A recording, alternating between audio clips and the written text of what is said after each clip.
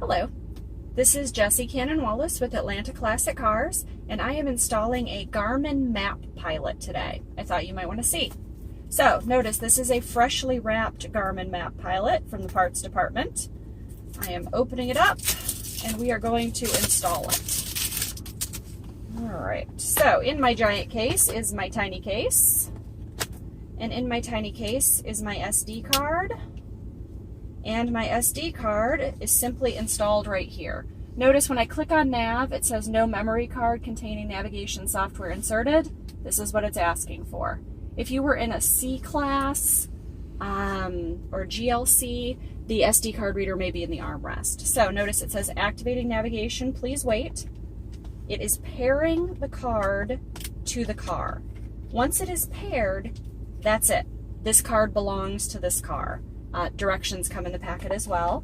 If you buy a card online that has already been paired to a car, it will not work. If you buy the wrong card, it will not work. Notice this one says it's for the B class, C class, CLA, CLS, GLA, GLC, SLC. I'm in an SLC, but there are different versions of this, so you have to make sure it's the right one. All right, so it's confirming that this is the car I want to pair it to forever. Yes, this is the intended vehicle. And it is now mating. It has probably been a year since I used one of these, so we are going to learn together. It takes a few minutes to upload, seconds. And then most of it will be controlled using the central command controller here. There are some voice controls we can do. I am agreeing. All right, and we are loaded up. So I'm spinning to control, just like I would a normal navigation system. Let's start with view map. So here is a picture of where I am. Clear, easy to read. It does know the correct time, which is great. It knows which direction we're facing. You can see it recognizes the dealership here. We can zoom in, we can zoom out. If I push the back arrow, I go back to the main menu. I can look at live traffic. I can read notifications in my area. I can start voice input, or please speak a command. I can give it a command using the voice control button on the steering wheel. I can check my settings. I can mute the whole thing. Destination entry will obviously be the most common functionality. So I can type an address. I can look for my points of interest. Once my home address is saved, I can go here. My route will show you the entire route. Recently is last destinations, which is very convenient. Favorites are things you want to save. Service will find the Mercedes dealerships. Coordinates, if you really want to enter your latitude and longitude, depending on where you are. What's at each exit. Changing cities, looking for an intersection. Entering by compass. Oh yeah, this is just my compass point. Okay. And then I can browse around the map if I'm trying to find something and I'm not quite sure. So let's try to enter a destination. All right, so it's defaulting to Georgia, US, which is where I am. So I'm gonna go to Duluth. So I'm just scrolling and clicking. It's pretty quick, pretty easy. Yes, it will not let you scroll and click while you're driving. So it wants my house number before it wants my street, so it's limiting my streets that I can choose from to streets that have the house number I am selecting. 1705, and okay. And now it will find, I just clicked the B and now I'm scrolling to see if I can find what I want. Obviously I did not. So I backspaced out of there. As with any, what have I done? As with any system, the more you practice with it, the better you get. I can cheat, I think. Nope.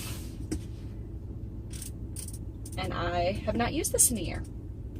So the reason to choose the Garmin Map Pilot is if you have chosen a vehicle that doesn't have multimedia. Obviously, it does not work in a multimedia car. There we go, Boggs Road. This particular vehicle does have, that's fine, that's on the same road. Processing. 6 minutes, 2 miles, go, and it will take me there. And she will talk once I get moving. Please drive to highlighted route. You can can turn her up and down whenever she's speaking. This car does have Apple CarPlay and Android Auto. The customer, however, lives in an area where cell phone service can be spotty, so he prefers to have a backup navigation system available for those occasions. Not that they use it a ton, but it's nice to have, and it residualizes with the lease in this vehicle, so it's very inexpensive. All right, so say I switch over to something else. I'm listening to a CD. This car still has a CD player. Then I can switch back over to the navigation. My navigation is still active. I click down, I can stop route. Now if I go back to my main menu, destination entry, recently, I'll be able to pull up where I have recently gone and restart it. Please drive to highlighted route. If I wanted to repeat the prompt, I didn't understand what she said. If I just wanted to view the map, if I want to look at the traffic, whatever, I can do all of that here. I'm going to stop it again. Let's see if I can do it with my voice. Please speak a command. Find address. Say an address in United States. 2600 Main Street, Duluth.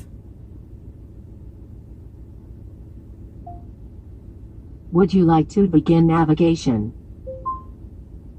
Well, it sort of found an address. I didn't really give it a good command and I was just guessing. Let's try again. So I'm going to cancel.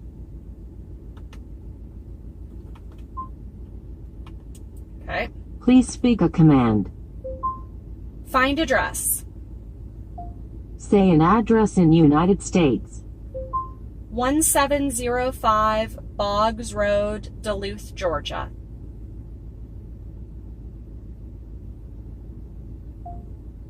Would you like to begin navigation? Yes. Please drive to highlighted route. Perfect. It found me here at the dealership. So, in my experience, most people will be better with navigation one way or the other. Whether you're used to typing in the address or if you're better with voice control, one of these will feel natural to you. So obviously in this case, the voice control worked better for me than the typing. So that is how I have installed the SD card for Garmin Map Pilot into this 2020 SL.